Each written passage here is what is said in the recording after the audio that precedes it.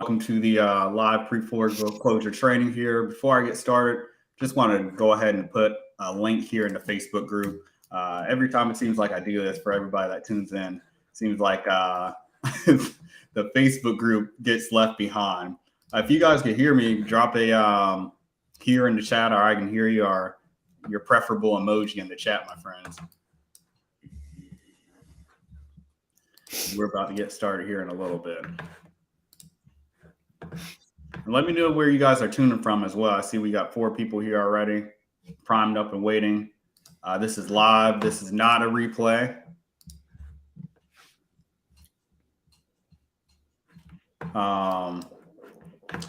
If Gloria T is here, she had a question in the group. Would love for you to come on here, Gloria, and I'm going to give you guys a little preview of what that looks like here. And we're going to have a Q&A here, guys. So it lasts about like 30 minutes or so. We'll have a question and answer where you guys have exclusive access to Will and Rick. I'm going to introduce you guys to them in a little bit after we let a few people trickle in here. But this is a great question from Gloria. Guys, drop them in the description here, okay? I'm going to drop that there just so we know. Hey, James Lewis. That's my guy from from Somerville. Great to see you, my friend. Okay, that's working there.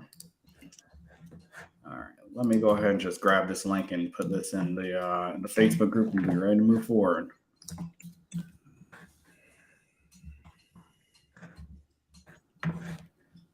$103.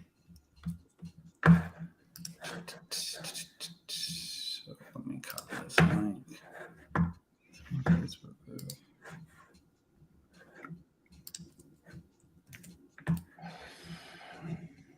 Okay, great.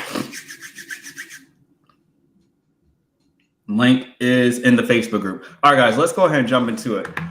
First off, thank you everybody for joining here live and everybody catching the replay. I'm CC Garland here, owner of QuickStartLeads.com, CC Garland Marketing. You guys probably seen me all over.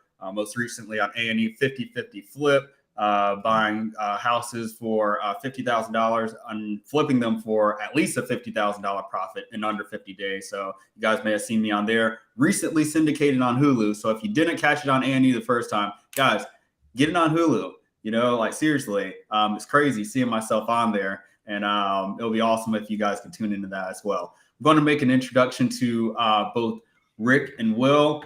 Rick, I'll give you the floor first. Let me stop sharing my screen here. I'll let you share the floor first, Rick, and then we'll go ahead and talk about who you are. You guys are best to describe what you guys are and who you are. Rick is a longtime friend, was a student of mine in the Build to Scale program. Went through that program, showed him how to set up VAs, virtual assistants, all the in-betweens in his business. It was a pleasure working with him, but now we're partners in this endeavor. So it's great seeing Rick thrive, and I'm learning from him now. So Rick, go ahead and tell everybody what you're all about, my friend. Yeah, good. I appreciate it, CC. You know, I was that long-time W-2er, right? And in 2016, I just started dabbling in the real estate investing space when my dad said something to me. You know, if he had to do it all over again, he would have started to build his own thing, at least in his 40s, right? You know, this was right at his retirement. So bought my first rental property, did it like most people with a W-2 job, and just treated it as a hobby. Really just kind of messed around. And then I started to really get serious about it at the end of 2019 and 2020 when I stood up my first marketing and acquisition LLC. And that's also when I joined into some larger mastermind communities to really kind of hone my craft as far as long-term generational wealth is concerned, right? I figured if I could talk to the sellers directly, I could do the job very well. And so then it's just kind of spawned from there. I met William, and over the last couple of years, I've seen the light as far as pre-foreclosure is concerned. If you can actually provide a solution, if you find a problem and you can fix the problem, you will be rewarded for it very handsomely. That's much more attractive to me as a person rather than doing something at mass scale and sending out 50 offers a day and jumping when a seller says jump. When you learn to jump into the pre-foreclosure game and you do it early on the notice of default side, then you have time and you have control and you can build the lifestyle that you want. So William and I stood up a mastermind community at the beginning of this year, which is focused on pre-foreclosure forced sale situations creatively, doing subject twos correctly, lease options, and short sales, basically the right way.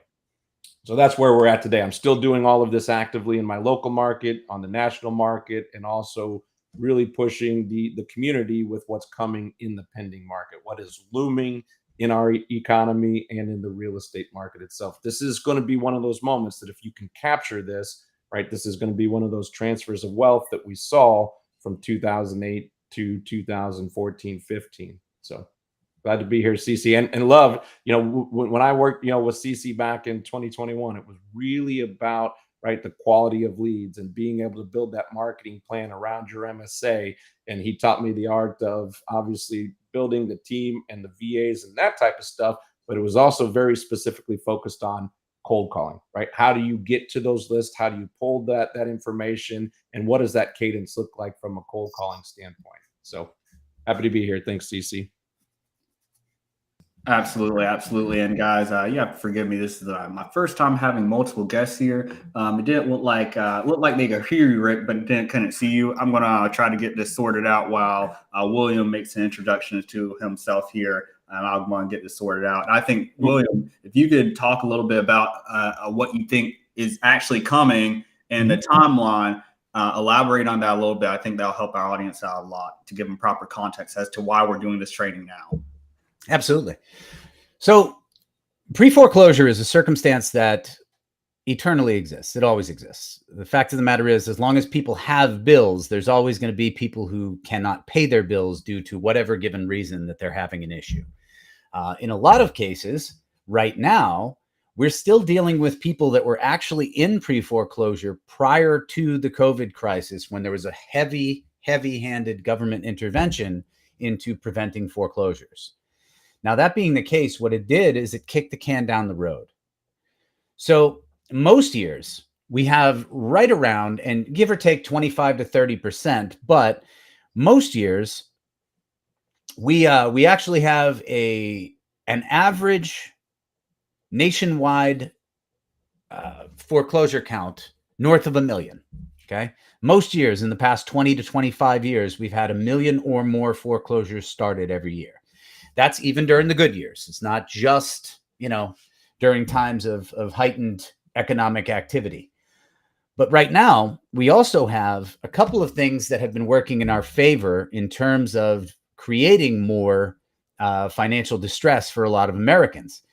It's not a positive thing, and I don't want you to think that I'm celebrating it here, but the fact of the matter is, when we have a problem to solve, when you have a hammer, you're always looking for a nail. You know what I mean? When you have a screwdriver, you're always looking for a screw that fits that screwdriver. It's just kind of the natural way that we as human beings tend to work. So what I've been seeing right now, more so than anything else, property taxes and insurance have both gone up drastically because of the fact that the real estate market absolutely exploded in 2020 and shot vertically, regardless of what market you're in. So we have property taxes and property insurance that have, on average, climbed by 25% or more nationwide. Now, the reality is both of those costs are continuing to rise. They're not done rising. They're both continuing to rise. And we're now in an environment where, yes, most homeowners who are in pre-foreclosure do have equity. But at the same time, one factor that is not often mentioned is that there are dozens of separate reasons that they can't tap into that equity. Okay. First and foremost, if they've already missed payments, their credit disqualifies them from refinancing in any way, shape, or form. The other thing is, most people who are behind, unless they can prove that they've got income, assets, and equity, trying to get a loan modification is a very challenging thing in this day and age as well, because of the fact that they have generally failed over the course of time.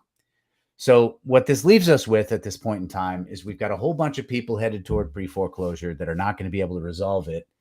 Factually speaking, in the entire 23 years that I've been doing this, specifically focused on pre-foreclosures, I have yet to see a year where more than 50% of the people who go into pre-foreclosure status manage to safely escape it. What I mean by that is more than half of the people that ever find themselves in a pre-foreclosure situation end up ultimately losing their home. There are those who sell it, There are those who find some form of a workout and get their finances and credit squared away. But the vast majority of the people who fall into pre-foreclosure every year actually end up going all the way through pre-foreclosure and losing their homes. So one thing that's doing, unfortunately, very, very, very unfortunately, one thing that is doing is we've had all this intervention. We had a whole bunch of people. 2020 was much different than 2008. Okay. Much, much different.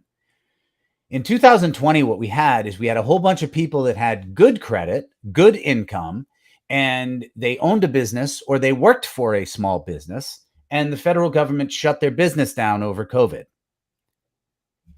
As a result of the federal government shutting their business down over COVID, both the owners of those businesses and most of their employees of true mom and pops actually ended up losing out on an income that they had already established very well. They had their shit together. They had their lives together. And the rug was pulled out from under them. Government's been working with them for a couple of years with forbearances and other such programs. All of that stuff ended up coming to an end at the very beginning of last year. And realistically, what ended up actually happening is we started processing foreclosures. What a lot of people don't get is that we started processing foreclosures that had started in 2015, 16, 17 that were scheduled to be finally sold in 2020. And what actually ended up happening, instead of them getting sold in 2020, what actually ended up happening is they got pushed down the road. So now, right now, we've got a ton of properties that went into a pre-foreclosure or notice of default status. We've got a ton of those properties that are now finally getting to the auction date. Okay. So a lot of the people that fell behind in 2020, 2021, and 2022, many of them have not even gotten around to the point where they have a notice yet. Many of the people who wore out a forbearance have received a warning letter that at some point they're going to end up losing their property, but they have not received an official legal notice yet. So the fact of the matter is, we're going to end up bottlenecking here when it comes to foreclosures really quickly in many, many states. And by bottlenecking, what I mean is the court system is going to get clogged up with too many foreclosures being filed at the same time. And these things are going to start taking a really long time again. Back in 2008 and 2009, we got to a point where in the market I was working primarily at that time, which was Massachusetts, we got to a point where a borrower would get the 90 or 180 days behind on their mortgage that particular lender used as a trigger point to initiate the pre-foreclosure process. And the reality is when they went to file, when the lender went to file or the servicer went to file, what ended up happening is they'd get an initial court date a year and a half or 2 years out because there was so damn much volume that they simply couldn't process all the pre-foreclosure cases. Now, of course, we have judicial and non-judicial foreclosure states, so the process does vary from one state to another. But all in all, when you have that many people starting to default, the fact of the matter is the bank's spending all of their time dealing with putting out fires and dealing with things that are not going right, and they don't have enough time to be focused on making money. So it does turn into a little bit of a financial crisis. The other thing that's very important to bear in mind here, and a lot of people don't understand this, when people hear foreclosure, for some reason, they're always thinking that means somebody's primary residence. And that's not always the case. We've got primary residences. We've got an absolute shitload of rental properties nationwide that are going into pre-foreclosure now because of the fact that the very same government intervention actually alleviated people from having to pay their rent as well, at the same time as they didn't have to pay the mortgage. So one of the largest groups of people that are behind on their mortgages right now, and they're not going to be the first ones to admit it, generally speaking, are actually investors. Some of the very best people that you can be bailing out of a pre-foreclosure situation right now, regardless of where you are in the country, are actually investors. I'm going to give you two quick examples before I turn this back over to Cece real quick. STRs. STRs came out of nowhere. They went damn right viral. It was absolutely insane. 3, 4, 5 years ago, Airbnb, VRBO, those other sites barely even existed, and it was a small portion of the population that even knew about them, right?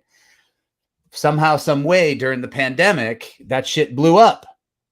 And there was all that free money floating around, all those, COVID relief checks and unemployment checks and all the rest of that started happening. So people had disposable income, a lot of extra disposable income. It's magical. It's almost like when you print more than $5 trillion out of thin air for no fucking reason whatsoever. Somehow, some way, there's a whole bunch of stupid shit that happens. So we ended up with a whole bunch of these STRs that people bought based upon their performance as an STR, specifically as a short-term rental. But many, many, many of them, because they got shitty advice from shitty people, went out and bought properties that would not cash flow as a long-term rental. They were entirely contingent upon the short-term rental strategy, and they did not plan carefully. Secondarily, the other group of people that have been really kicked in the balls in the past couple of years in terms of something that used to work phenomenally and lately really hasn't, unless you're a true master of that craft, is the BRRRR strategy. How many people do you know that went out and bought property, renovated the property with the deliberate intent of refinancing it to keep it long-term and cash flow it, right? That now can't refinance because the rates are cost prohibitive based upon their original plan. Does that make sense? So somebody that was looking at something going, hey, I'm going to fix this up. I'm going to refinance it. The rates are still in the 5s. When I'm done refinancing, I'm going to be in the 5s. Well, guess what? Now they're looking at 7.25, 7.5, and the math no longer works and they'll be negatively cash flowing. So that's another huge group of people that end up falling behind. When people get stuck with a lot of holding costs, and this was my favorite target during the 2008 to 2012 timeframe, when people get stuck with a lot of holding costs, like fix and flippers that go out and buy properties 5, 7, 10 at a time, and they do massive volume, what ends up happening is their holding costs kill their business. Their overhead ends up killing their business because the properties aren't selling fast enough. Revenue is not coming in. But if they want to maintain a credit rating and the ability to continue borrowing funds, revenue damn well better continue going out, right? So those are two of the targets at this point in time that are rather unique to this particular financial time frame. Listen, Will, you dropped a lot of gems there, and you were bringing the heat. And guys, if you guys feel like Will's bringing the heat, guys, drop an emoji or something in the chat. Let me know if you're alive and got a pulse. We got 22 people on here. Will took the time out of his day. He's a professional at this. Thousands of these deals underneath his belt, guys. Just show him some love here, guys. And we have a way for you guys to connect with him if you stay till the end on how you guys can connect with both him and Will. So listen, Will, I have a question for you, my friend, and Rick, you could chime in too if you see fit. But where does this leave the current investor? What's in it for the people on this chat? The investors that feel like they can't compete against the bank. The bank's not going to be listening to them. Where does that leave these people, my friend? Well, very, very similarly to how so many other things in life change. Like, for example, at this point in time, we're all getting accustomed to the fact that we now have, for example, a situation where electric cars are being pushed on us, right? Because society evolves, things change. Everybody had to evolve and change when we went from, just regular cold calling to all of a sudden this SMS marketing stuff. Well, guess what happened? The SMS marketing, everybody got out of hand and went way too far with it. And now the SMS marketing and cold calling are being heavily regulated, right? The way that we, generally speaking, are working in these pre-foreclosure situations is entirely different. It's relationship-based. We move slower than most investors that are wholesaling do. We do a little bit more thorough due diligence and upfront investigation of these situations, but we also don't have to worry about people poaching our deals because they don't know how to fucking close them. And that's the beauty of it. I don't lose deals to other people taking them, like most other people that are in the fix and flip game or the wholesale game, or even realtors have to worry about. If somebody has a very generic, basic situation that any given investor can casually resolve, they've got to worry about somebody else coming along and scooping it up. Well, when I've got a homeowner that's $500,000 upside down and has a $250,000 IRS lien and another $100,000 in code violations on a $400,000 property, I have absolutely zero concern that anybody else is going to come along and scoop up that property because they have no clue how to. And this probably gives you a sense of fulfillment, doesn't it? Not only are the paychecks larger, but you're actually solving a problem. Have there been any scenarios where you've ended the deal and you're like, man, I'm really glad I was able to slide through and help XYZ person out? And if so, can you give us an example? Absolutely. First and foremost, one thing that a lot of people don't understand, people tend to think, and it's partially because of the way some people talk about things, especially politicians and the media.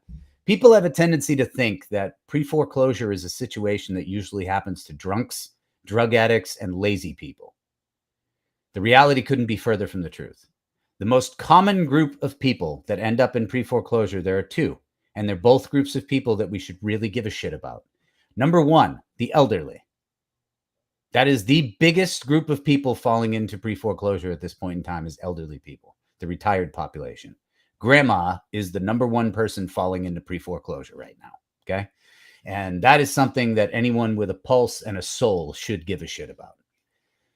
The other group, unfortunately, are broken families, which is a very common thing in the United States, because what happened is we actually monetized divorce. When we created the whole child support system, we made it so that it's actually rewarding for some people to get out of a relationship and end up with the broken family situation. Now, you end up seeing a lot of time, this is just basic math, right? If you live with your wife and your 3 kids, just for example, I'm pulling this out of thin air, okay? I'm just making this up right now.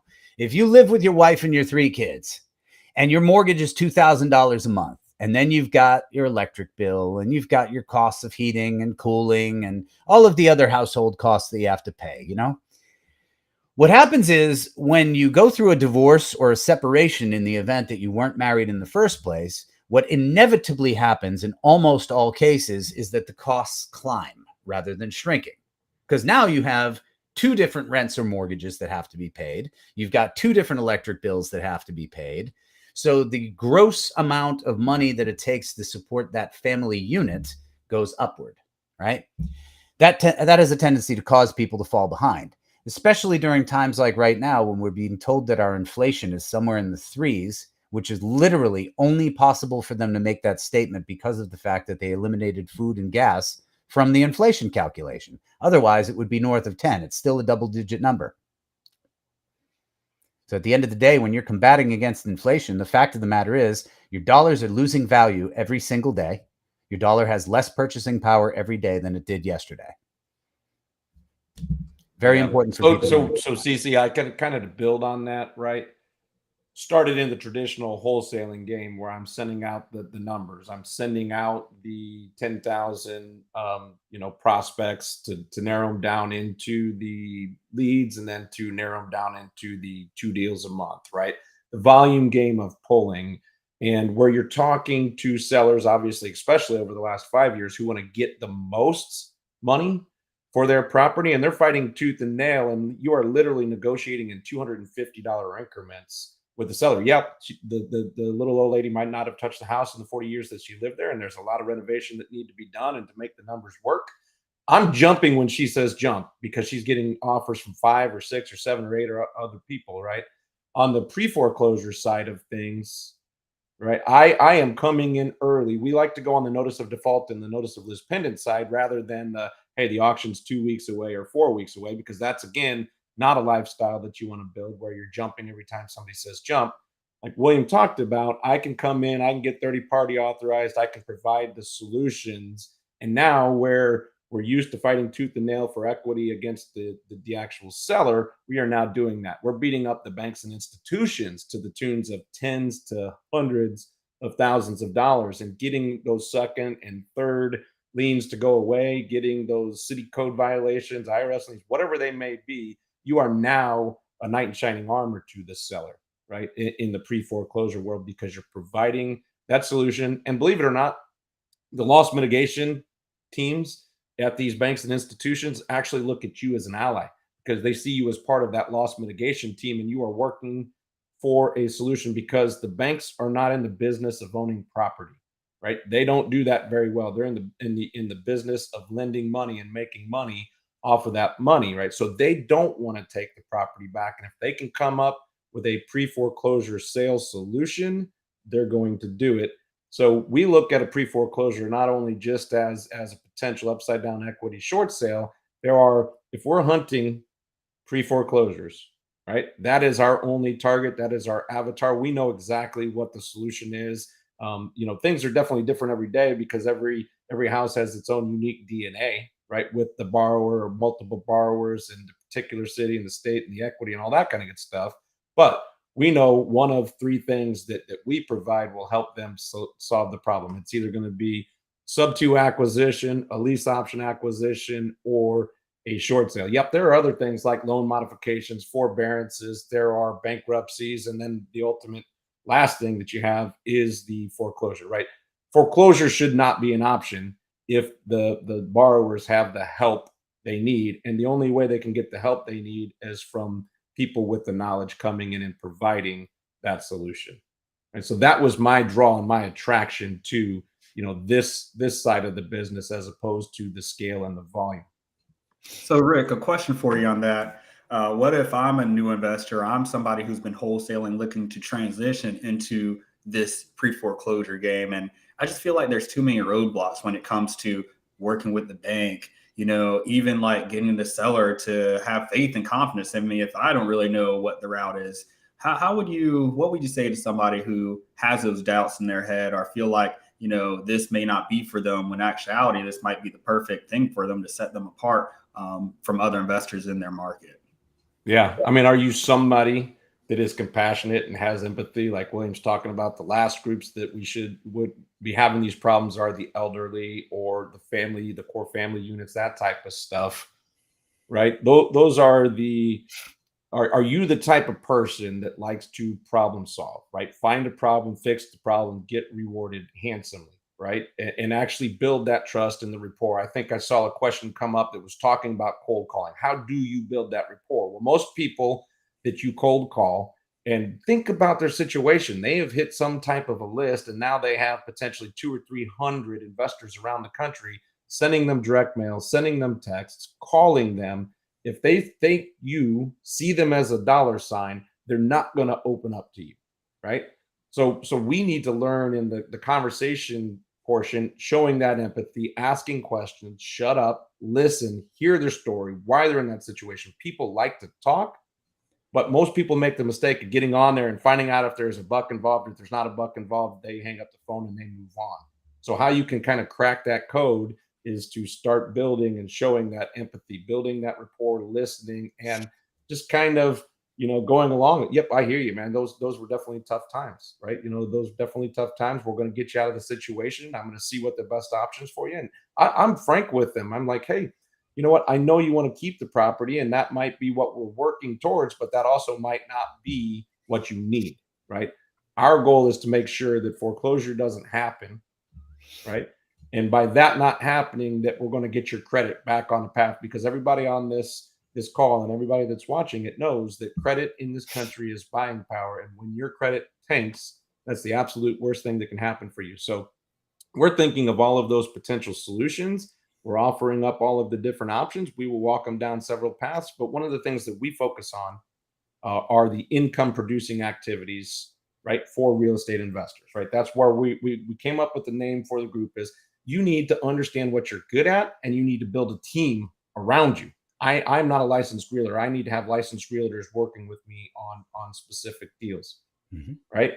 Building that team. I need to understand and have bankruptcy attorneys. I need to have real estate brokers. I need to have mortgage brokers. I need to have other people on my team. In fact, William and I teach it from the investment standpoint side of things, to where you should want to hold on to as many assets you can, especially over the next 4 to 6 years. With sub 2 is going to be a prime way to help these borrowers in financial distress. We teach you to look at it from an investor standpoint, where there are companies out there that exist to do transactional loan modifications, that exist to do transactional short sale negotiations. We're looking at that as how can I keep it first? If this asset does not fit something that I want, I am then going to just turn around and double close it to a wholesale, or to a flipper, or to another investor if it's not criteria on a property that I want to keep, right? So that's kind of how we're looking at things. We've got alliances, we've got relationships with all of these different extended team members. They're not on our payroll, right? But we consider them team members because I'm not focusing on loan mods. I will outsource that to somebody who can do it better than I can and do it faster than I can, because the way William and I look at it is I feel a little weird, going in and charging somebody $10,000 to do a loan modification when they're in financial distress or looking for a way out of financial distress. It was a short-term hardship. They need help. So we pass that off to those professionals, and we stay in our lane and focus on our lane. Mm-hmm. Excellent insight here. Excellent insight. And actually, this would be a perfect segue quickly to mention what Rick and Will offer to the public. Really, guys, this is a service that they're offering here because when I talked to them before this call, we had our meeting when we said, okay, what's going to be the most impactful thing we give to our audience during this 1 hour, because we really cherish everybody's time here. I want to make sure we're respecting it. But when you look at that, what is it? What do those, not only the income producing activities look like, but what does the next 3 to 4 months look like for the real estate market in general, single family investments, when it comes to the pre-foreclosure space? And then we're going to transition and talk about how you guys help with your income producing activity mentorship. So Will, you were talking a little bit about that. You said within the next 4 to 5 months, you were going to we're thinking just of seeing a crunch here. Why is that? And if people aren't seeing that now and haven't been hip to that, why is that? And there's a specific reason for that you talked about that. So there are a couple of factors here that a lot of people don't understand if they don't work in pre-foreclosure every day, right? Because it's a very specific niche and it's a rapidly changing landscape. You've got to understand that there's a legal aspect to this, there's a financial aspect to this, and realistically, most mortgages at this point in time are either backed by FHA, VA, Fannie Mae, or Freddie Mac, which are all government entities. Okay. Now, that being the case, the vast majority of lenders and servicers right now are actually still waiting to see what is going to come out as a result of the whole COVID pre-foreclosure situation that was created essentially by the COVID pandemic, right? So in this particular situation, at this point in time, what has ended up happening, and it's very unfortunate, but it's real, is during, say, for example, 2008, we had George Bush on his way out, second George Bush, the younger one, the cokehead. On his way out, he essentially created a new program, or at least his administration created a new program for loan modifications, right? And that program between 2008 and 2013 changed a couple dozen times. There were many, many, many different programs that were offered. And Obama, when he came along after Bush left, he had a couple of renditions of what that was going to look like. So they created programs whereby the federal government is going to intervene. The federal government would reward banks for doing certain things that they viewed as good, or servicers, financial institutions, whatever you want to call them, for doing certain things that they viewed as good, and they would penalize them for things that they did that weren't good. Okay. What's important to understand is when they offer these types of programs like loan modifications at this point in time, what ends up happening is a lot of these lenders want to see exactly what is going to come out legislation-wise on a broad sweeping scale. So rather than making decisions on individual files, they're very, very much actually trying to get an answer to what are we going to do with 10,000 defaulted loans rather than what are we going to do with this one particular defaulted loan. Does that make sense? So, for example, in 2008, one of the things that happened is banks were incentivized in such a way where they had an opportunity to get very similar to the stimulus checks in 2020. Okay. If a bank issued a loan modification or if a servicer issued a loan modification, they would receive financial incentives. The more loan modifications they could get people enrolled in to keep people in their houses and prevent the foreclosure crisis from getting as bad as they thought it was going to be, basically they were getting $1,500 to $2,500 for each loan modification at that time. So it was an incentive for them to do that, because when you can do 100,000 loan modifications in a month at $1,500 a piece, it's a little bit of a source of revenue. And then, of course, In most cases, these servicers don't actually own the debt. They just service the debt on behalf of whatever investor actually does own it. In most cases, it's the federal government. So because of that, a lot of things have been delayed as a result of that. Okay. The very same way that foreclosures in and of themselves were pushed off for literally a year and a half after the COVID crisis started. On a nationwide basis, federally, there was a ban on foreclosures for a little over a year and a half. It actually expired January 1st or 2nd of 2022. And it was implemented in the middle of March of 2020. So a year and 9 months that basically foreclosure activity was nationwide banned on any federal government insured loans, which happens to be the bulk of the loans. So basically, we just haven't gotten there yet. Are there a whole bunch of people that are still in pre-foreclosure? Absolutely. Here's another thing you have to understand, and this is, it's just reality. In many, many, many cases, when they put somebody into a loan modification, by they, I mean whatever financial institution is owning that loan or servicing that loan, when they put somebody into a loan modification or any other type of workout program, they are able to say that that person's no longer in pre-foreclosure. Okay? So if I'm 6 months behind on my mortgage, and let's say I've got an auction date set for January, if I reach out to my servicer, let's say it's Wells Fargo, I reach out to Wells Fargo, I tell them that I'd like to attempt a loan modification, they can give me a trial modification for 90 days. This gives me an opportunity to make 3 mortgage payments and be considered back on track. And they'll tack the balance onto the back end, for example. That's one of the ways in which they're often able to work with people. Well, the reality is, if somebody was behind on their mortgage to begin with, in most cases, they're going to fall behind again unless they've addressed the underlying core problem, such as a lack of income or excessive expenses, or perhaps they've got a spouse that is disabled, or who knows, whatever that person's individual circumstances are that led to them being behind. In most cases, nothing's been corrected. Does that make sense? So the underlying core issue has not actually been addressed, and therefore the short-term modification does about as much for somebody as a Tylenol does when you have a really bad hangover. Like, it's not an actual solution. It's just masking the effects of the problem.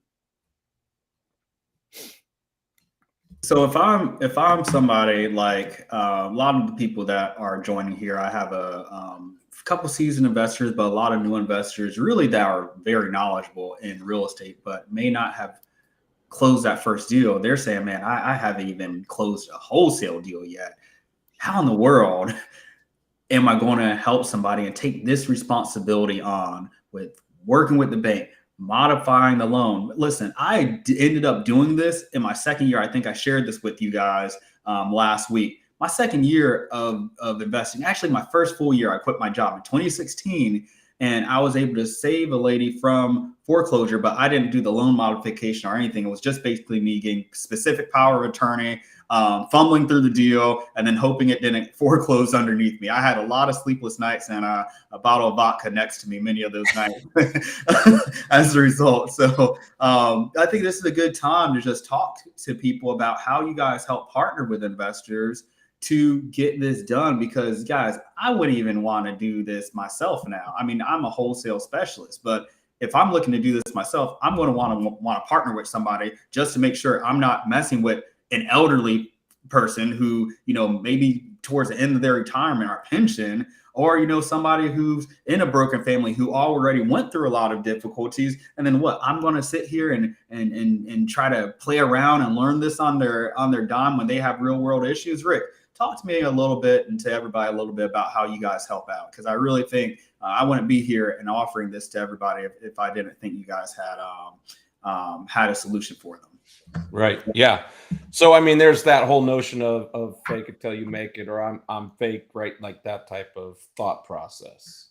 That is so true. I mean, probably we talked about your extended team with the different, you know, brokers, with bankruptcy attorneys and everybody. Building your network is one fantastic way to build that deal flow. So William and I, as we got to talking about communities and doing everything else, we said we didn't want to be everybody's everything. We wanted to focus on forced sale because we knew it was coming in the market, right? How do you want to build a sustainable business in any real estate economy or in any real estate market? If you understand how to help people in pre-foreclosure, it doesn't matter what the market's doing. We just happen to be coming into what's going to be a pretty fruitful time for somebody that knows how to do it. Now, there are easily two ways to do it. We're talking about building your team, those bankruptcy attorneys, those realtors. I've got investors in the Kansas City market that are referring deals to me already. I've taken in 4 files in the last 2 weeks just from 2 different big wholesalers because that's not their specialty, right? If you become a specialist in it, then obviously you can do it. So they're outsourcing those deals to us, and that's something that William and I do is we work on deals on a national scale as a JV partner, right?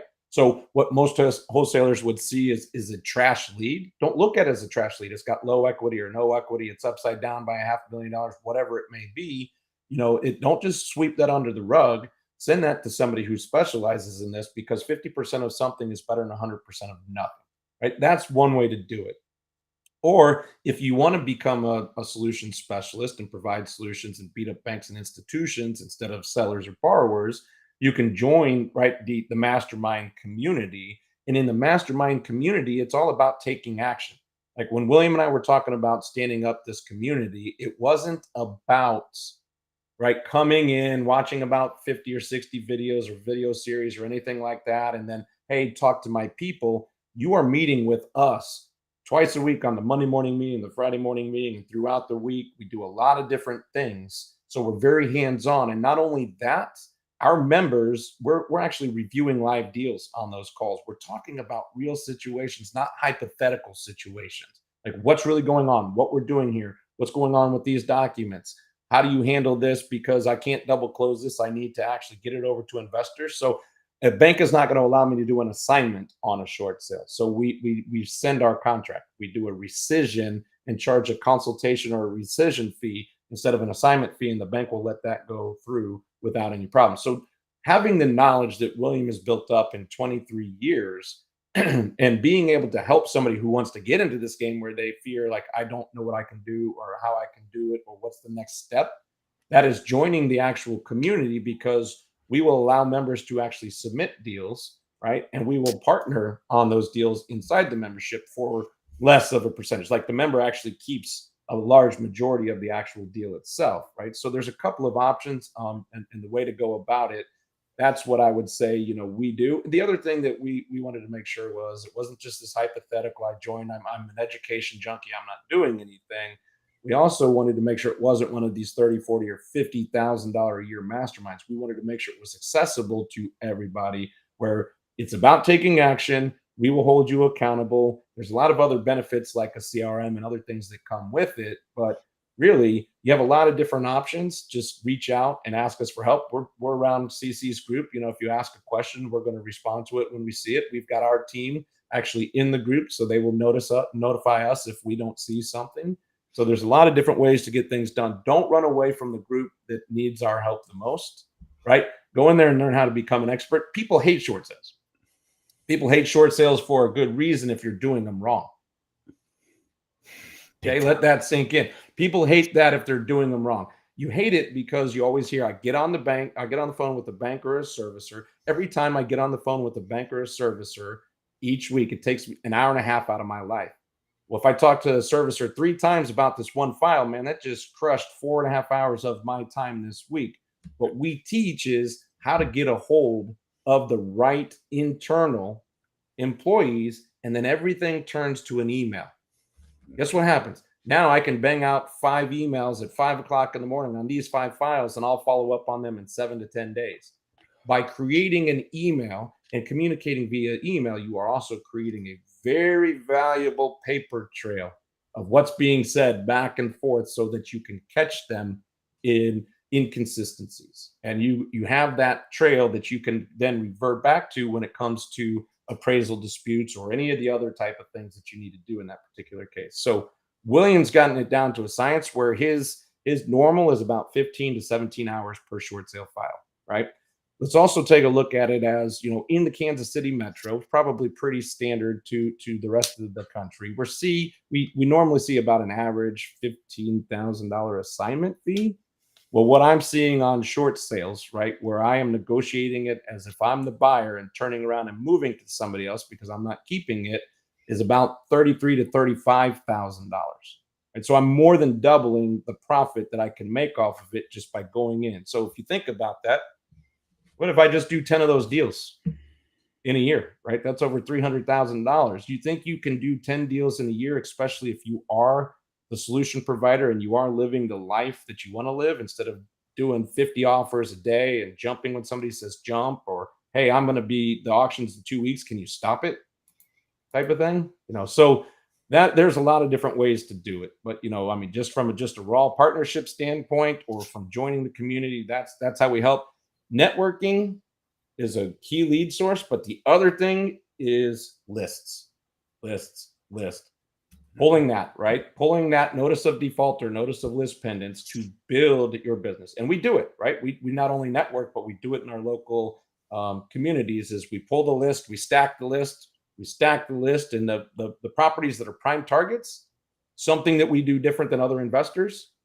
On the targets that we want, right? That is a high value target to us, maybe because we want to buy the property, we want to hold the property. We send them a certified letter instead of just one of 250 direct mail pieces that they get. What that certified letter does is that forces that person to sign for it or go down to the post office to get it. So you better believe they're going to open it up and they're going to look at it and they're going to say, hey, there's the handsome investor over there in Clearwater, Florida. And then next time you talk to him, the next time he texts, the next time you get a regular direct mail piece, you're building that rapport. So certified letters are one of the things that we do on high value targets right off the gate. And then you go into your standard marketing sequences. You figure out, is this person, we talk about personality profiles, 16 personalities. We talk about the disc profile. We don't know what that borrower is on the other end. And the husband could be one profile and the wife could be another, and you don't know what is going to actually speak to that person.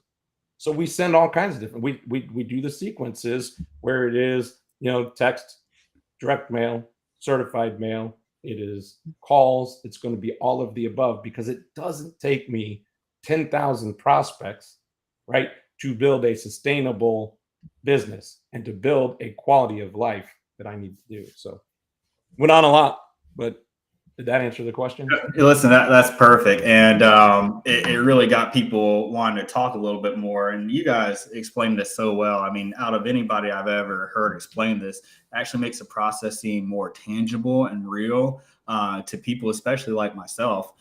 So you guys have a little time here for the next probably 10, 15 minutes to answer a few Q&As. Oh, hell yeah. Absolutely. Okay. So we're going to go through, I guess this is just a comment here. They said New Jersey has a list pendant, so we see the floor closure almost 2 years before its final date. Guys, just question for you. List pendants, notice of default, is that like tomato? Same thing? Okay, same thing there. Okay, and so we have same gentleman, Jermaine Wilson. Thank you so much for the question, Jermaine, and tuning in live here. What about states like Georgia that don't have a pre-foreclosure process? That's that's actually one of the best questions ever. I really like it. So here's the thing. We preach two major ways of going about getting business. First and foremost, we preach prospecting rather than passive advertisements. So like a billboard or a newspaper ad or an online ad of some sort, right? You have no control over who's calling you. People call you because they see your ad. You didn't choose them. You don't know that they fit your avatar. When you have pulled a list and deliberately chosen it, it's more like hunting than gathering. Does that make sense? Because you're deliberately choosing, what am I going to proactively go after and chase? So that's one of the things that's very important to understand. Now, two things that I'm going to say regarding states like Georgia. And Georgia is actually the fastest foreclosing state in the entire country, legally speaking. That doesn't mean that they always choose to foreclose that quickly, because just because somebody can legally do something doesn't mean they're always going to do that, right? Like basically everybody on this call could probably, I'm just going to assume everybody's probably an adult. Just about everybody on this call could walk into 7-Eleven and buy a pack of cigarettes 5 minutes from now, right? Most of them are probably going to choose not to because that's a terrible fucking habit. But, you know, they could. Legally speaking, they could. Nobody's going to stop them from doing it. So 2 things regarding states like Georgia. First and foremost, if somebody is in pre-foreclosure, they also have other problems. Okay. So you might not be able to track down the pre-foreclosure, but I'll give you an example. When I mentioned elderly people, there's another group of mortgages out there that are most commonly foreclosing on right now. That's going to be reverse mortgages. Okay. Reverse mortgages are huge. That's one of the biggest groups of pre-foreclosures out there right now. And with a reverse mortgage, you don't go into pre-foreclosure because of the fact that you're not making active payments to your mortgage. You go into pre-foreclosure because you failed to keep up your insurance, or you failed to pay your property taxes, or you failed to keep your property in appropriate condition. Okay. That being the case, you're going to see that they have a tax default, a property tax default, right? So you don't necessarily need to see the pre-foreclosure. You will see the property tax default. You also end up finding them where, and these are some of the best leads you'll ever find, and they're usually reverse mortgages. You'll find a ton of them where it's a probate or a pre-probate situation and also a pre-foreclosure situation. I would say at this point in time, roughly 40% of the deals that I'm actively working on are both probate and pre-foreclosure simultaneously. So that's very important to understand. Now, the other way that we go about working in states like Georgia is this: networking, the single most effective marketing tool you can possibly utilize in any way, shape, or form. When somebody falls into pre-foreclosure, the overall likelihood that they reach out to a mortgage broker or some form of financial counseling is much higher than them reaching out to a realtor or real estate investor. Generally speaking, when people fall behind on their bills, they're going to move in the direction of trying to protect it, trying to retain the property. So they're going to reach out to other people that should be in your network. The people they're going to reach out to include bankruptcy attorneys, anyone who performs credit counseling or credit repair, and mortgage brokers. Those are the 3 most common people that somebody in pre-foreclosure are going to call. Generally speaking, despite the fact that they should sell their property, most of them don't acknowledge that fact. And up front, they're going to waste a substantial amount of time chasing after shiny objects and trying to resolve the situation in a different way. So we network with them. That way, if you've got a good solid contact with, say, 5, 6, 7 local mortgage brokers, you can actually establish a relationship with them whereby they can refer people to you that they can't help. Because if somebody's in pre-foreclosure, believe it or not, and I know this sounds crazy, very similarly to how, have you ever seen a news story where the cops pour bleach on food? Like, let's say there's food out in a public park. Some organization is serving food, but they didn't get the permits, like feeding the homeless, free sandwiches for the homeless. And you see a situation where the cops have to shut it down because they didn't pull the necessary permits. Have you ever seen that? Yeah. Okay. So here's what ends up happening, right? Financial regulations that are designed to protect people that are in financial hardship, right? In many cases, these financial regulations are designed to protect them, but they don't actually end up protecting them. I'm going to give you an example. Almost every lender nationwide, unless they're very private, unless they're a private institution and they're not tied to any government entity and they're not regulated by any government entity, they can't actually refinance you if you've missed one mortgage payment. One mortgage late, one 30-day late, inside of the last 24 months on your credit report automatically disqualifies you for any mortgage loan you can possibly get. Right there on the spot. The reason is you're not supposed to lend money to people that are in financial distress, largely because you end up actually putting them further into the hole at the end of the day. And it becomes more overwhelming, and the psychological effects of it, the longer somebody stays in a state of distress, the worse it's getting. And eventually they get to a point where they feel like they'll never get back on their feet. Hey, so to take it back a little bit, you got me thinking when Jermaine actually asked about Georgia, are there any states that are easier to work in than others? Yeah. Okay. You mind dropping some tea for the audience here? Yeah. So one of the easiest states to work in for pre-foreclosure is actually the state that I'm in, which is Florida. Florida is a very, very, very easy state to get the information. There aren't very many privacy laws in Florida, so you can actually look up pre-foreclosures in Florida on a daily basis in any county in Florida and get real-time information, which is wonderful. Many, many, many states are disclosure states. The bulk of the states in this country, pre-foreclosures are pretty easy to work. There are a handful of states where pre-foreclosures suck to work in comparison. Georgia is one of the harder states to work in terms of gathering information up front. My work in Georgia, which I do a lot of, I've closed an absolute ton of pre-foreclosure deals in the state of Georgia, and I'm actively working several of them right now at this exact moment. The vast majority of the leads that I get in Georgia are sourced from networking. The vast majority of them. Somebody else comes across it. Oftentimes we find out about pre-foreclosures when somebody goes to buy a property, like, for example, title companies. I network with title companies a lot. In the event that they get payoffs, right? They're going to order payoffs.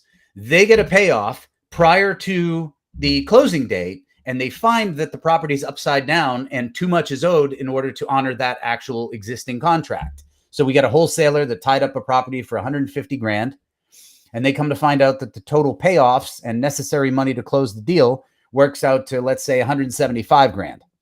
Well, the seller is not cutting a $25,000 check to get out from under that debt. So now it's a short sale. And now that requires that they have the necessary knowledge or contacts to be able to perform a short sale, right? So I end up getting a call from the title company that says, hey, I just had a deal fall apart. The seller's pretty desperate. They're upside down. The investor walked away and is no longer interested in pursuing it because they're uncomfortable with short sales. Would you be willing to help this person out? Phone calls like that happen literally weekly in my life as a result of the networking. That's something I get constantly. I get active referrals from title companies a lot and attorneys. So do you find yourself pulling new lists? I guess this goes into what Nate is asking here. How often should you pull a new list for foreclosure? So what percentage are your deals from referrals versus your own marketing efforts to push marketing out there?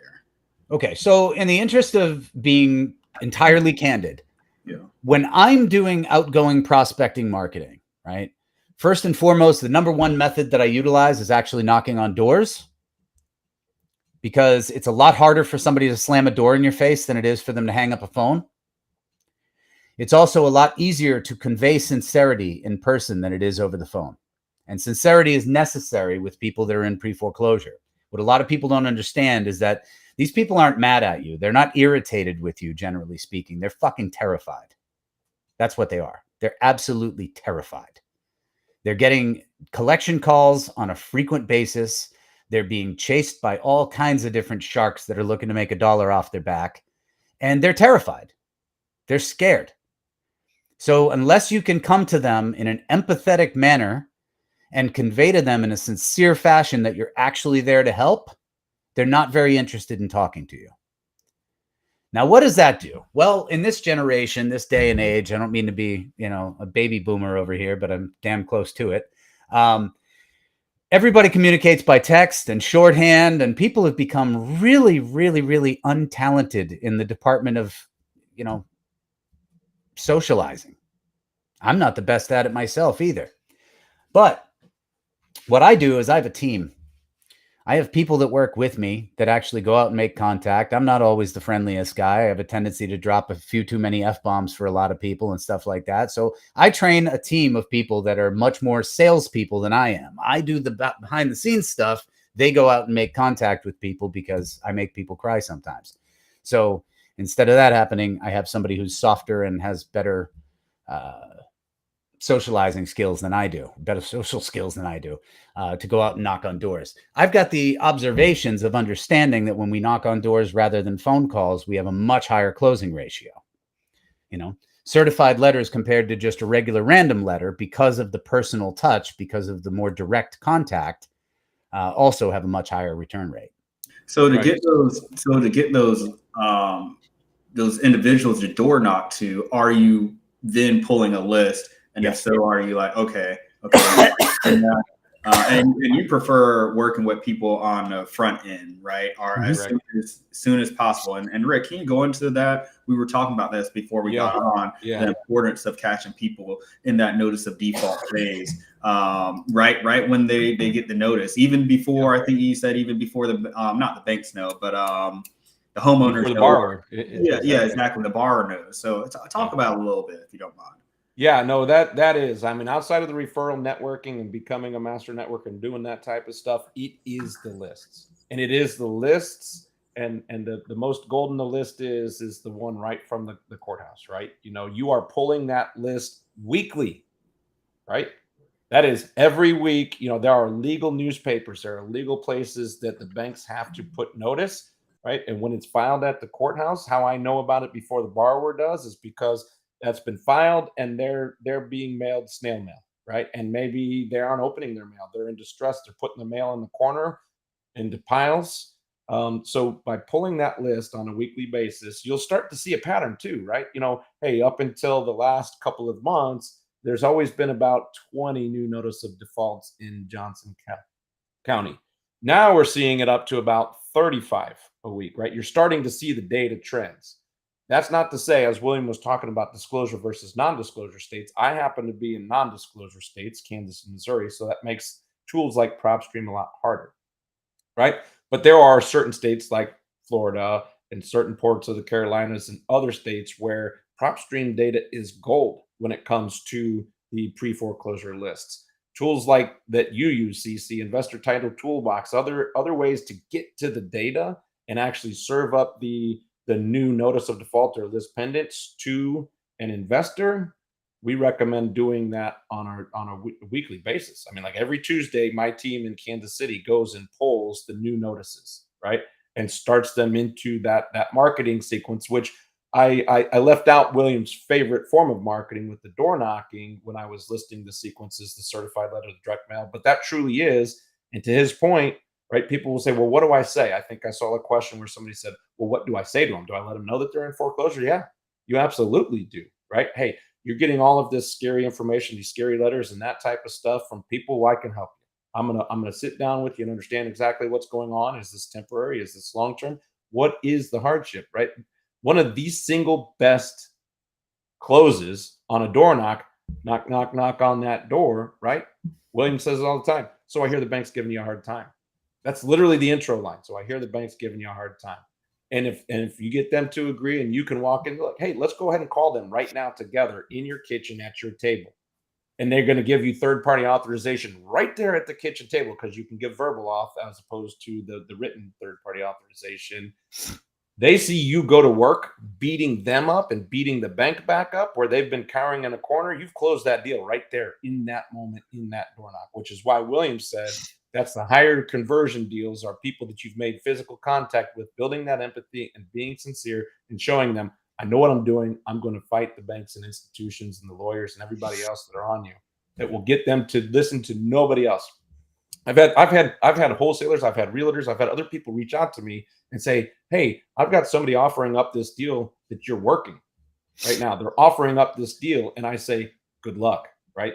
They aren't, 2 years into it with the bank and with the seller and like the borrower would not talk to anybody else. So when somebody told me that somebody else was trying to sell one of my deals, my answer to them was like, good luck. Mm-hmm. Hey, I love what you're saying there, Rick, and that was getting me fired up. I love the empathetic version or empathy that you can use, and it makes you feel good all the way around, like solving a problem. And then one takeaway that I heard you say is these people really want somebody they can have confidence in. If you feel like you're not confident on the phone, or even if you're knocking on the door, I think that would instill more confidence because they're like, hey, this person get it done. Somebody who's buried underneath all these debt collectors, bill collectors, and things like that, man, they're probably not in a position to even to try to solve a problem. They probably have a lot of traumatic injuries with their brain. Their executive functions are probably fried. They probably can't even see themselves out of that solution, just want to bury themselves under a pillow. If you come through and you start showing them, hey, this is how we're going to get this done. This is how we're going to get this done. I'm going to contact the bank and do X, Y, Z. It may take a little bit longer to get that deal closed, but the payoff is going to be more, and you don't have to be stressing at the end of the day whether or not somebody else is going to take the deal, like you said. It goes along the lines with this point I have here from Gloria T in Facebook. Thanks, Gloria, for your question here. And she was just saying, you think somebody who's about to lose their home will be eager, even desperate to talk to somebody about selling, but it's actually the opposite. Would love to get some tips on how you guys can communicate effectively with homeowners in this position. I think you guys already answered it. You know, they're getting bombarded by loan sharks, people that just want to prey on them. They probably don't know who to listen to. So right.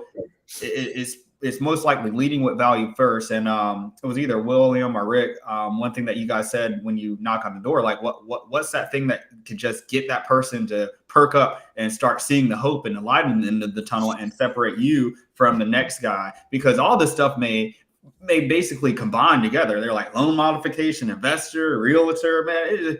Yeah, all you guys look the same in suits, right?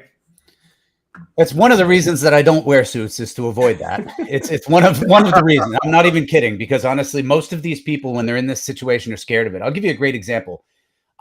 I live in Florida now, but I'm originally from Boston.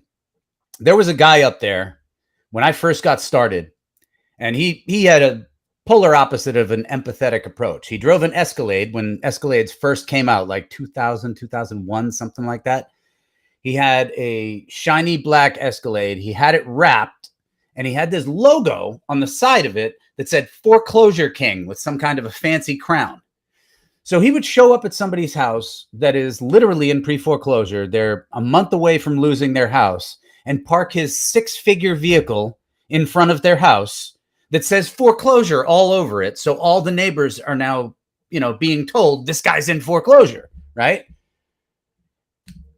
I mean, that's the polar opposite of what you want to do, The fact of the matter is, when you're approaching somebody that's in pre-foreclosure, probably the most similar circumstance, just in terms of relatability, that I would like to utilize to convey how you talk to this person is exactly this, okay? Most of us at some point or another have known somebody who was being domestically abused. Okay. You had a friend at some point in time that had an abusive boyfriend, an abusive husband, something like that. The way that conversation goes when you try to bring it up is always very funky. Largely because of the fact that they're simultaneously scared, they're ashamed, they feel like you're passing judgment on them because you know this information about what they're going through. It's going to take, in most cases, several attempts to break through and actually contact this person and get their true attention.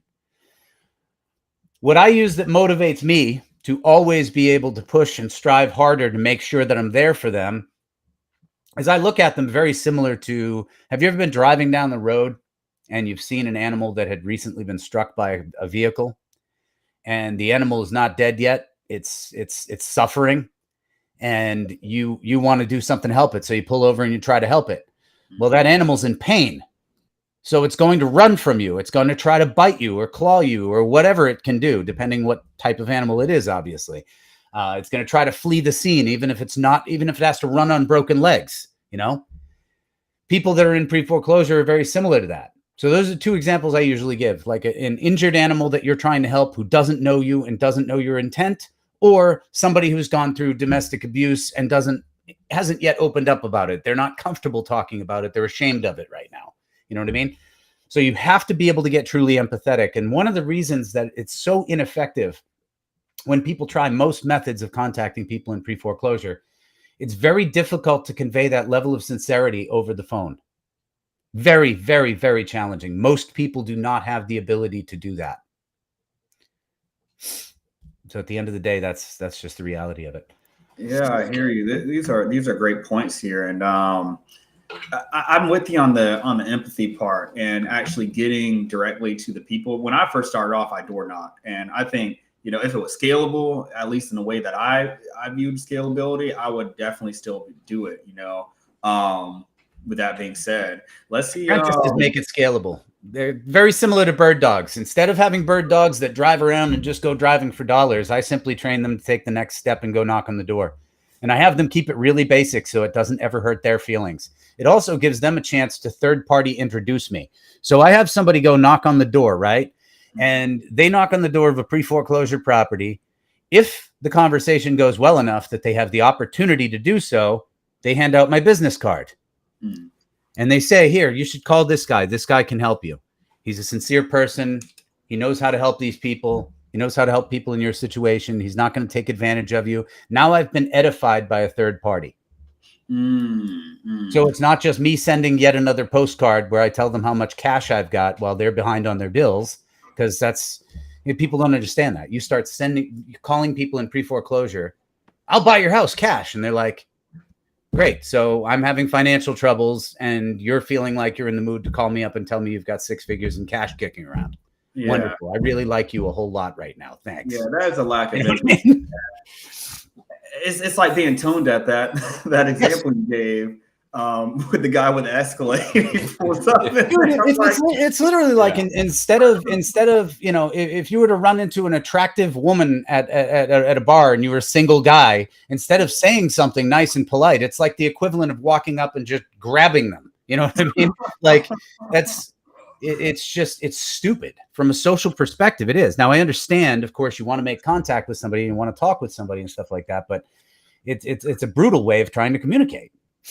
I guess this is a great segue into this question right here by Gloria T. Gloria, thanks for the great questions. Do you let them know you're aware of their situation, or do you treat it as if you don't know until they bring it up? I let them know, but I always let them know in such a manner where I'm making it crystal clear that I'm not a threat. How do you convey that? Usually I'll knock on the door and say to them, I understand the bank's giving you a hard time. Some of them are going to lie about it at that point in time or try to deny it. Some of them are going to ask me questions. One of the most common questions I get is, who are you? Why are you here? And that gives me a perfect opportunity to simply say to them, well, the reason I'm here is I'm the guy people call when the bank's giving them a hard time, because I like to give the bank a hard time. That's why I'm here. If you'd like to step inside and pull out a mortgage statement, we can call the bank and give them a hard time right now. Oh, come on. Yeah. Have you ever... the best part about that? When you're door knocking and they hang up on you, you just simply knock the door again, right? And say, hey, I'm sorry, I think we got disconnected. Right? You know they're on the other side of the door, and they know they're on the other side of the door, so they're going to open it again. When you hang up the phone, they're going to hang up the phone, and they're not going to answer that again. Yeah. Right? It seems like people are disconnected. It seems like people are avoiding doing focusing on the fundamentals. I made a post about this in my Facebook group yesterday. Guys, for me personally, and I feel like I'm becoming a boomer. I feel like I'm freaking 60 years old, with my mindset here. And because, everybody's talking about AI, this, that, and third. It seems like it's all to remove people from connecting with the human, right? Technology is supposed to aid us. I think social media in like 2012, 13, 14-ish was its perfect balance point. And then it got to the point where now can we use these things to avoid communicating with people? It's almost like they're scared. And I even dealt with this, guys. After the pandemic, I had to challenge myself to get back and go out in public. I was like speaking dog to everybody because it was just me and my dog hanging out for freaking 2 years, man. And but nothing replaces that authentic, when you meet an authentic human who actually cares and you have that discernment about you to notice. I really think doing it this way, you don't have to worry about having to do like 40 or 50 deals, go through like 1 million prospects a year. If you want, you could probably do 5 or 6 of these deals and just focus your efforts on this. Nothing's going to happen where the seller's going to ghost you in the last 10 minutes or whatever. I think that's the reason why, I, a couple other wholesalers, I know several, feel like they have to focus on volume because anything can happen in these transactions. It's not yours. Somebody could come in and try to slide through, and many sleepless nights I've stayed up worrying, hey, is my seller going to show up to closing, man? Yeah. Like, is the buyer going to back out? Where are you guys' thoughts on that? Well, there's a big difference between wanting something and needing something, right? Yeah. So this is not my line. I believe it was from Ron LeGrand, if I'm giving credit. I think Ron LeGrand was the one who originally said it. Sellers who want to sell will make you old. Sellers who need to sell will make you rich. If you're addressing an actual need, then they have reasons other than just motivation for convenience or a couple of bucks or whatever to show up because they're salvaging their credit. Does that make sense? Yeah. Yeah, that makes a lot of sense. That makes a lot of sense. Yeah, and I found that I was talking to you guys before this. Whenever I see that you're not, I'm marketing to people in my wholesaling company, and it's not like they need to sell. Like, and it seems like, oh, they have multiple offers, or they're like, hey, you called me, or more people playing around on the phone. Like, I'll call a lead, or my cold call team will call a lead, and then I'll call them right behind them. They'll say, I never said I want to sell. When I see stuff like that, dude, it's just frustrating, man. And it makes me feel like I'm not providing value. It makes it feel like I'm trying to sell to people that don't need me. And at the end of the day, they're all adults and they choose to sell their house with me if they want to or not. But it just makes me feel much more fulfilled if I'm actually fulfilling a need, right? It makes me feel like, hey, this is what I'm waking up and doing on a day-to-day basis. And I feel like a lot of people need to tap in with you guys, join your program, because honestly, guys, I'm going to, maybe not right now, but I seriously am going to once I stabilize a couple other things in my company, because this is the direction I want to take my company, right?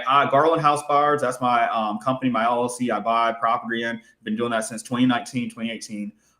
Guys, wholesaling is great, and it's always going to be a tool in the tool belt, but it's just that. When I'm listening to Will, and he's somebody who's been in this industry since the year 2000, guys, and he went, saw, and conquered the 2008 recession, was buying 2 properties, what was it, a week, right, Will, during that time? We were averaging 2 closings a day. Two closings a day, rather. Guys, listen, if you were too young, like I was in college then in the recession, right? Or if you were in it back then, or if you stayed on the sidelines and it didn't really affect you, either way where you stand, guys, you'll be kicking yourself in the butt if you don't prepare yourself now for what's to come. And I thought we had like a couple years in advance to, sort of prep for this. We're already seeing the gradual increase in pre-foreclosure activity. All the signs are going this way, guys. We are basically in a recession. People don't want to talk about it now, but I feel that we are. Money's tight. I know for my business, when people were gladly, throwing 10 grand, 20, 30 grand around, in 2020, 2021, but things have tightened up a little bit. Mm-hmm. I can see all the signs. You guys, if you're feeling pain at the pump, your sellers are too. Guys, this is the way to go. This is the way to go. I'm going to be prepared when it comes time to restart my investment company, right, at a larger scale, because I'm in about 3 markets now, 5 markets total with my JV partners. But this is the investment strategy I want to be in. I want to be able to go to sleep and I got 40,000, teed up for next quarter, right, and guaranteed, and I could count it on a date. Yep. How does that feel, guys? That feels great. I know for you, Rick. When we start linking up, we were doing wholesaling. Since then, you branched off and started working with Will, and I know you're a testament of that. So guys, I love what you guys are doing here. I'm going to open it up for a few more questions, guys. I'm going to have to get these guys off here because they have other things to do. You guys keep these questions coming.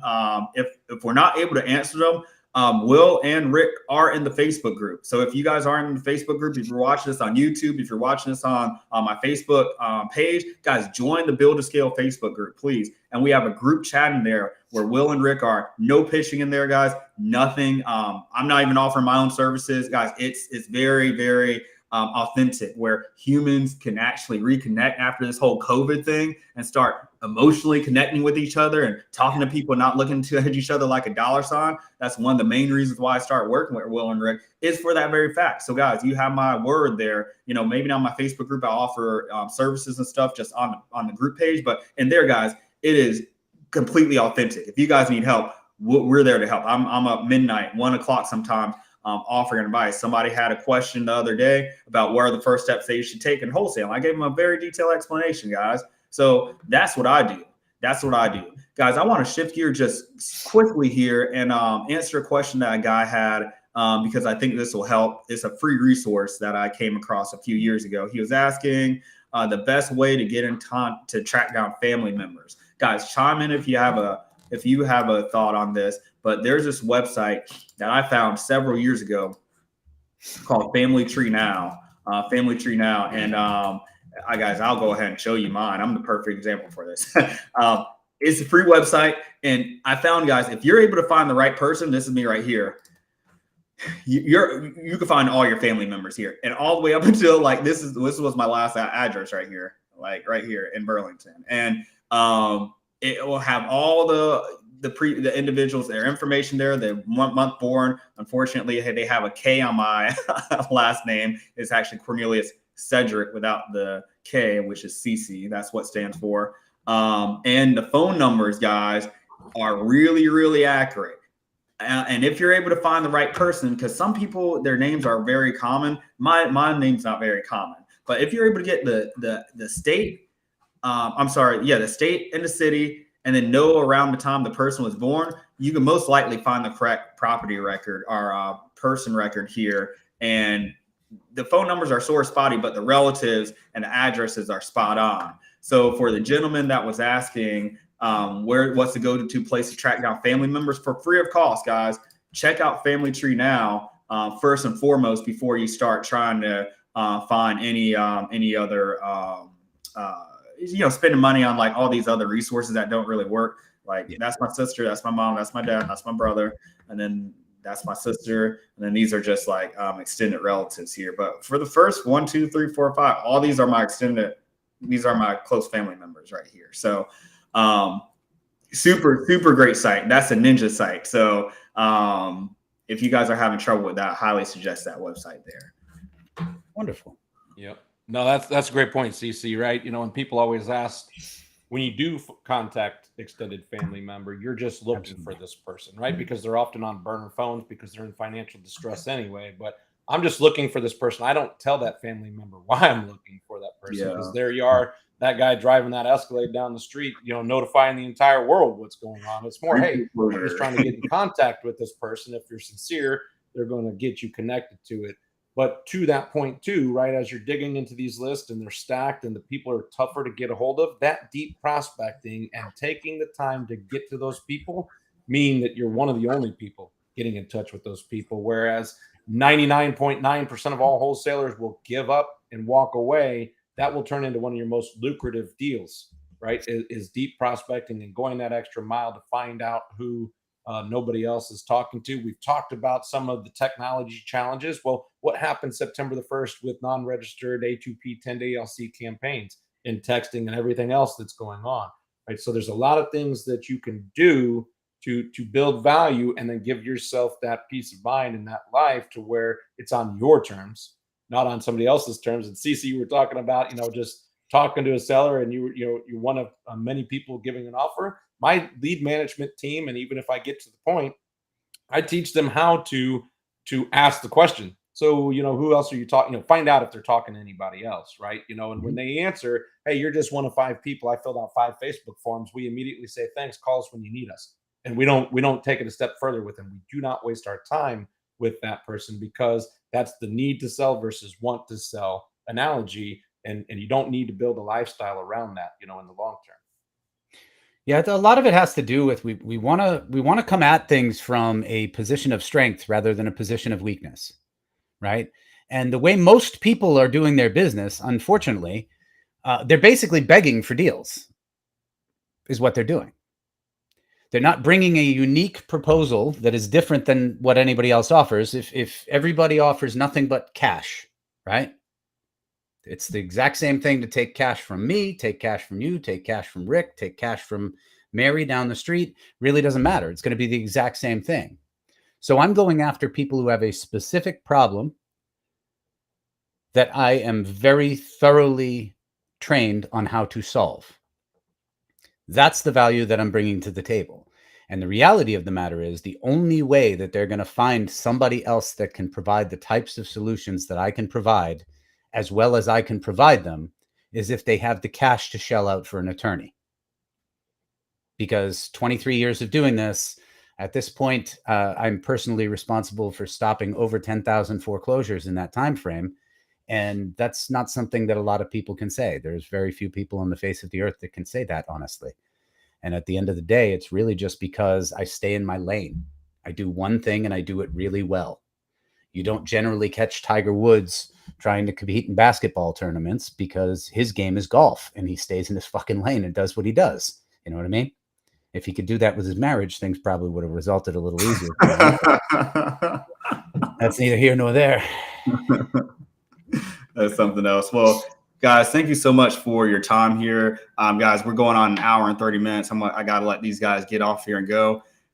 We've had some great questions, was not able to get them in the chat here. Guys, in the Facebook group, the Build to Scale Facebook group, jump in there. I prefer you guys ask him in the chat. It's a little bit more intimate, sort of like how we have it here on our video call.